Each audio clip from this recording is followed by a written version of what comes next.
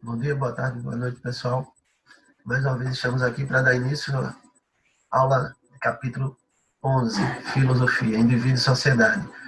O que vai ser discutido nesse capítulo é justamente o que é o indivíduo e o que é a sociedade. A todo momento a gente está discutindo indivíduo e sociedade, mas será que o indivíduo faz parte da sociedade ou a sociedade faz parte do indivíduo? Qual será a relação? Será que é o indivíduo que influencia a sociedade ou a sociedade que influencia o indivíduo? Os dois. Ou existe uma dialética, indivíduo e sociedade se influenciam mutuamente. Então a gente vai ouvir, ver para alguns autores o que seria o indivíduo e o que seria a sociedade. Tentar amarrar a nossa ideia de acordo com o que eles estão falando. Será que o indivíduo forma a sociedade ou a sociedade forma o indivíduo? Então essa vai ser a discussão desse capítulo. Para começar essa discussão, a gente já vai ter o primeiro questionamento. Qual a relação entre o indivíduo e a sociedade? Então, qual a relação? O que é de fato o indivíduo na sociedade? Será que o que nós escolhemos, o que nós gostamos, o que fazemos, o que não fazemos, tudo que a gente quer, o que a gente tem como conceito de verdade, de errado, de certo, é nosso ou é socialmente construído? E aí, continuando a pergunta, parece claro que não existe sociedade sem indivíduos. Mas é possível viver fora da sociedade? Ele está dizendo que é claro, sem indivíduos não existe sociedade. Não existe sociedade sem indivíduos. Mas a gente vive fora da sociedade. Será que quando você está sozinho, morando sozinho no local, você está fora da sociedade? Será que se você sair agora, for para o meio do mato, você está fora da sociedade? Você não está levando consigo conceitos sociais, condutas sociais?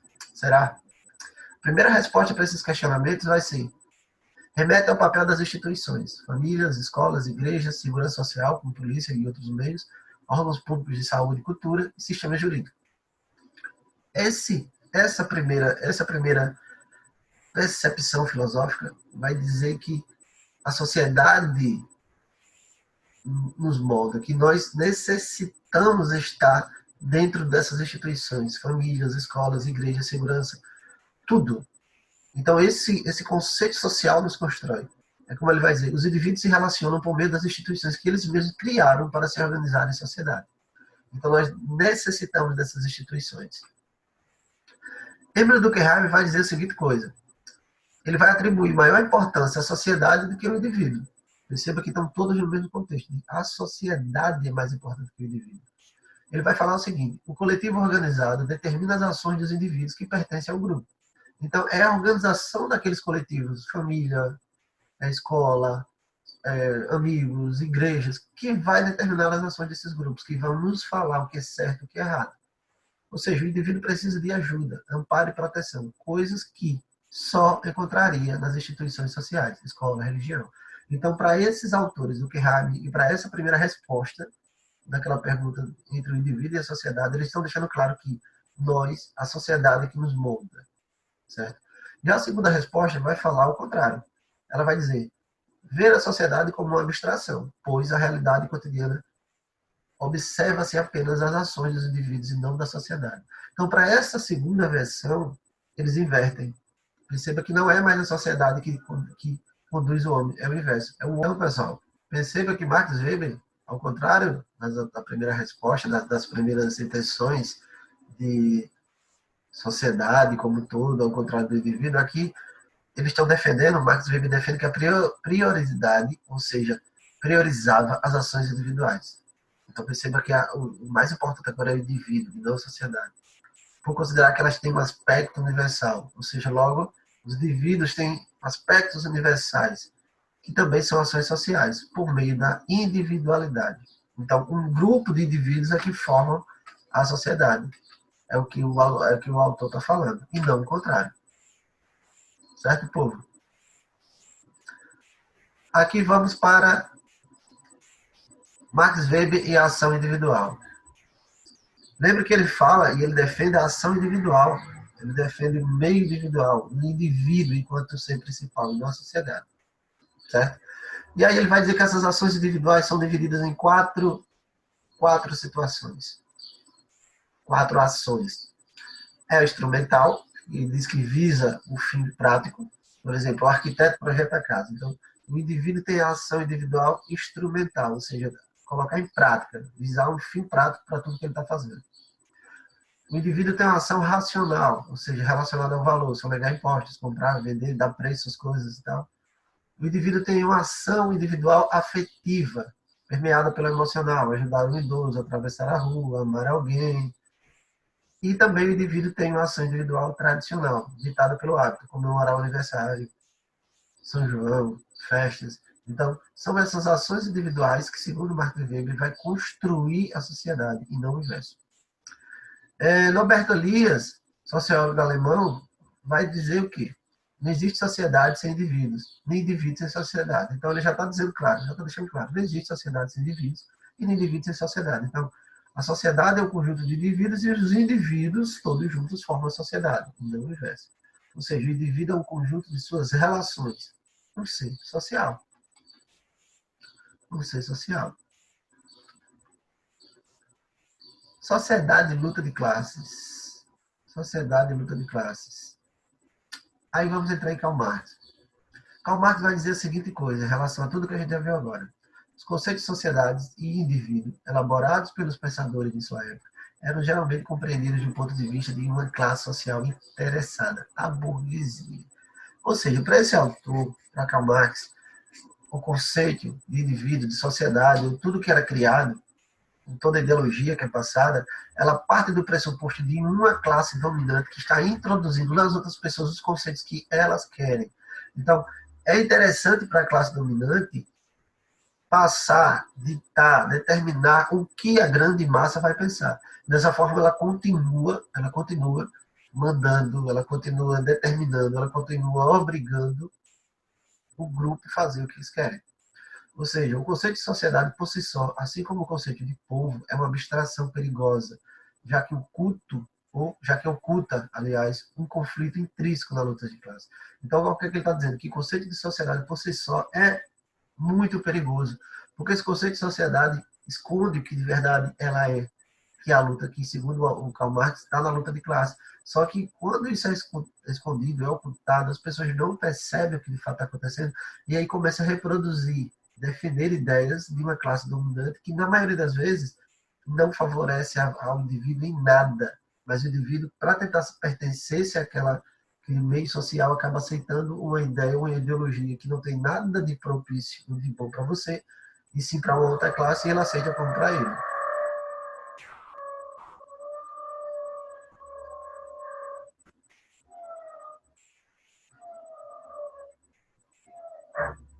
Eita, filha da puta!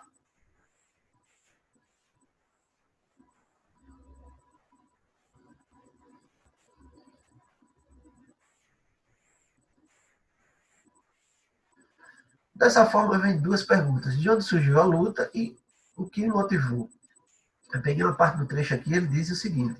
A resposta para Marx está no Manifesto do Partido Comunista, no qual ele, Friedrich Hegel, define a burguesia como a classe dos capitalistas proprietários dos meios de produção e que tem empregados assalariados, ao passo que o proletariado era a classe dos assalariados, que, por não possuir os meios de produção, encontrava-se obrigado a vender sua força de trabalho para sobreviver. Marx está dizendo a seguinte coisa.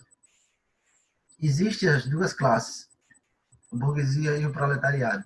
Existe, no meio da economia capitalista, quem tem os meios de produção e quem vende a sua força de trabalho. Quem tem os meios de produção é a classe burguesa.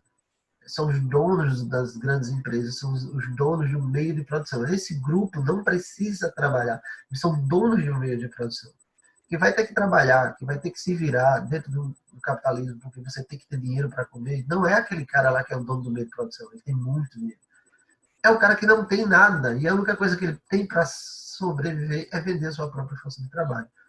Perdendo a sua força de trabalho, ele não tem mais o que fazer. Ele não tem mais nenhum meio para sobreviver.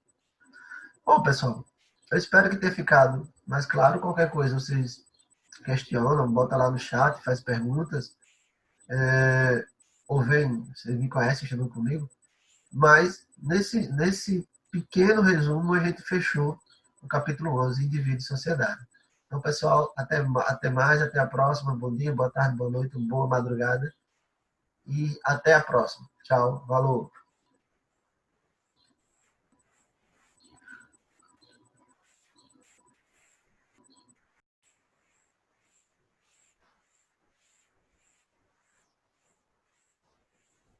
Então, pessoal, perceba que Max Weber, ao contrário da primeira resposta, das primeiras intenções de sociedade como um todo, ao contrário do indivíduo, aqui eles estão defendendo, Max Weber defende que a prioridade, ou seja, priorizava as ações individuais. Então perceba que o mais importante agora é o indivíduo, e não a sociedade. Por considerar que elas têm um aspecto universal, ou seja, logo, os indivíduos têm aspectos universais, que também são ações sociais, por meio da individualidade. Então, um grupo de indivíduos é que formam a sociedade. É o que o autor está falando, e não o contrário. Certo, povo? Aqui vamos para Max Weber e a ação individual. Lembra que ele fala e ele defende a ação individual. Ele defende o meio individual, o indivíduo enquanto ser principal na sociedade. Certo? E aí ele vai dizer que essas ações individuais são divididas em quatro situações. Quatro ações. É o instrumental, ele diz que visa o fim prático. Por exemplo, o arquiteto projeta a casa. Então, o indivíduo tem a ação individual instrumental, ou seja, colocar em prática, visar um fim prático para tudo que ele está fazendo. O indivíduo tem uma ação racional, ou seja, relacionada ao valor, sonegar impostos, comprar, vender, dar preço às coisas e tal. O indivíduo tem uma ação individual afetiva, permeada pelo emocional, ajudar um idoso, atravessar a rua, amar alguém. E também o indivíduo tem uma ação individual tradicional, ditada pelo hábito, comemorar o aniversário, São João, festas. Então, são essas ações individuais que, segundo Martin Weber, vai construir a sociedade, e não o inverso. Norberto Elias, sociólogo alemão, vai dizer o quê?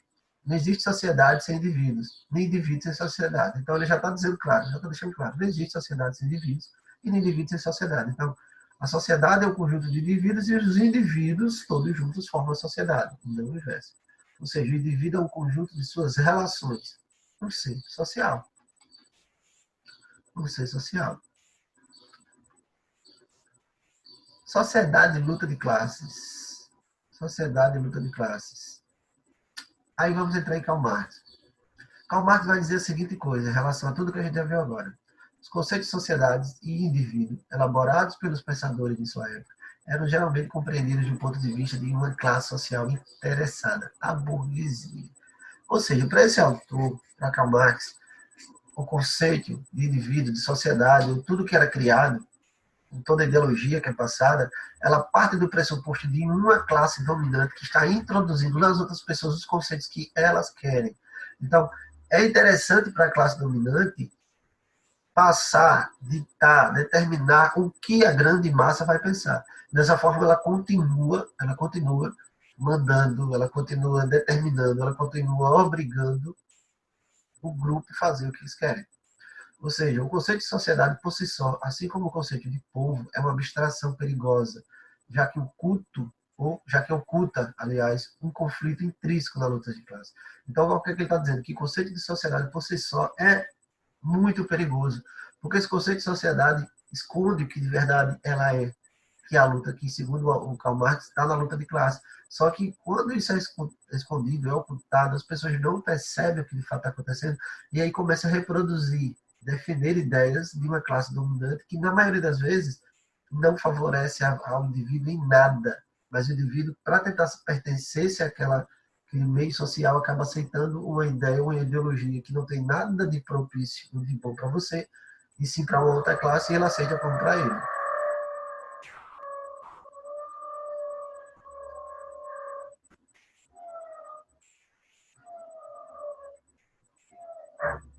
Eita, filha da puta!